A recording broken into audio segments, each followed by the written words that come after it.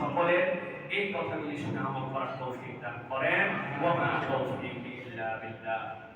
দুই তিনটা প্রশ্ন আসছে, আজকে দীর্ঘ হয়ে গেছে, যদিও রমাদানের জন্য একটু দীর্ঘ হলে আমি ঘড়ি দেখতেছিলাম, আমরা শেষ করে দেবো 2 মিনিট। হ্যাঁ,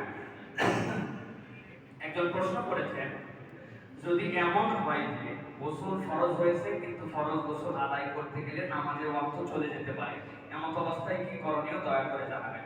প্রিয় ভাইরা, কারোর জন্য যদি গোসল ফরজ হয় কিন্তু জুনুবান, আল্লাহ বলেছেন কেউ যদি জুনুব হয়, গোসল ফরজ হয়, তাহলে তার জন্য দায়িত্ব হচ্ছে গোসল ফরজ আদায় করা। যদি সে অসুস্থ হয়, এই ক্ষেত্রে কেবলমাত্র তার জন্য তায়াম্মুমের বিধান, তাছাড়া তার জন্য কোনো তায়াম্মুমের বিধান নাই। এখন আপনি বলতেছেন ওয়াক্ত চলে যাওয়ার ক্ষেত্র হচ্ছে, হ্যাঁ, ওয়াক্তর কাছাকাছি সময়েও আপনি ডিরেক্ট কেবলমাত্র আপনাকে এক ফরজের আগে আরেকটা ফরজ আছে সেটা জানতে হবে, এই ফরজ অনুযায়ী আপনাকে তখন ফরজ আদায় করতে হবে। এই ক্ষেত্রে আপনি বলতে পারবেন না যে আমার ওয়াক্ত চলে যাচ্ছে জন্য আমি গোসল না করে ওযু করে আমার আদায় হয়ে যাবে। না, আপনার কাঁধের মধ্যে একটা ফরজ আছে, তারপরে একটা ফরজ, সুতরাং এইটার তারতিব আদায় না করে আপনি ওইটা করতে পারবেন না। একজন দেখছে ওযু করতে গেলে 2 মিনিট লাগবে, নামাজের ওয়াক্ত আর 1.5 মিনিট মাত্র বাকি আছে, অতএব সে কি বলবে যে ঠিক আছে ভাই, ওই ফরজ আদায় করার জন্য ওযু বাদ দিয়া আমি ফরজ নামাজ পড়ব, নামাজ হবে না।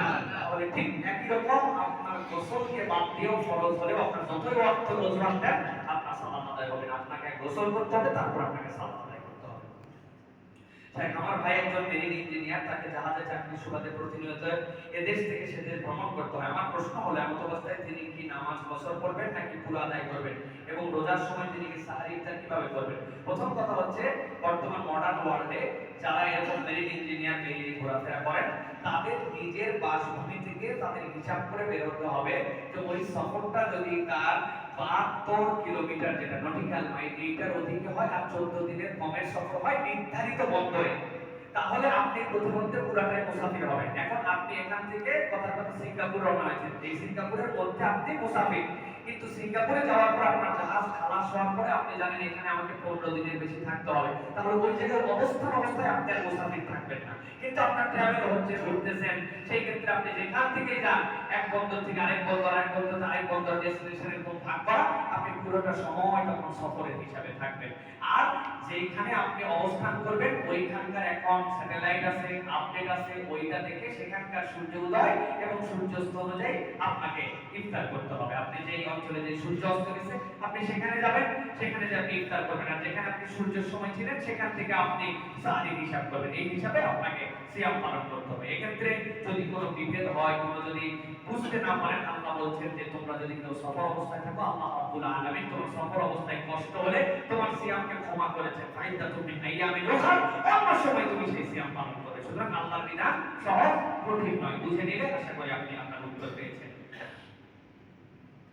একজন প্রশ্ন করেছেন, নজর হেফাজত আমি করতে পারছি না, নজর হেফাজত করার জন্য আমাকে মেহরবানি করে কোনো পরামর্শ দিবেন।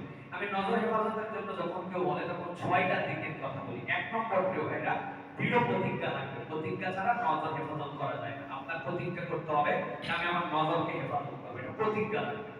আপনি বলতেছেন অটোমেটিক আপনাকে এরকম কোনো প্রতিজ্ঞা নাই যে দিয়ে দিলে আপনার কাজ হয়ে যাবে। 2 নম্বর, আল্লাহর ভয় আপনার লাগবে, লজ্জা, রব্বুল আলামিনের প্রতি লজ্জা লাগবে। 3 নম্বরে, আপনার পুরুষ হলে নারীদের মহল অ্যাভয়েড করে চলতে হবে, নারী হলে পুরুষ মহলকে আপনার অ্যাভয়েড করে চলতে হবে। আপনি এখন এমন জায়গায় আছেন যেখানে খালি নারী আর নারী, তাহলে আপনি কেমনে আপনার চোখের হেফাজত করবেন? আপনি তো সেই চোখের হেফাজত আপনি করতে পারবেন না।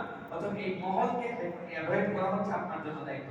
মোবাইলের আসক্তি কমাতে হবে। মোবাইল যখন আপনি বাজে কিছু দেখেন তখন ওইটা আপনি ভিজুয়ালি দেখতেছেন, ওইটা বাস্তব দেখার চোখে চাহিদা তৈরি হয়, তখন আপনার এই গুনাহ হয়। অতএব মোবাইল এই সকল বাজে জিনিস সেখান থেকে দেখা থেকে আমাদেরকে বাঁচতে হবে। সর্বোচ্চ চোখের হেফাজতের জন্য বিয়ে করে ফেলতে হবে। যদি আপনি মনে করেন যে আমার চোখের হেফাজতই করতে পারতেছেন, আমার অন্তর কামনার দিকে চলে গেছে, বিয়ে করে ফেলতে হবে, না হলে অনবরত ধারাবাহিক রোজা রাখতে হবে। আপনি যদি দৃঢ় প্রতিজ্ঞ হয়ে এই চেষ্টাগুলি করেন, ইনশাআল্লাহ আশা করা যায় আপনার নজরকে হেফাজত করতে পারবেন। আল্লাহ আমাদের আজকে আশা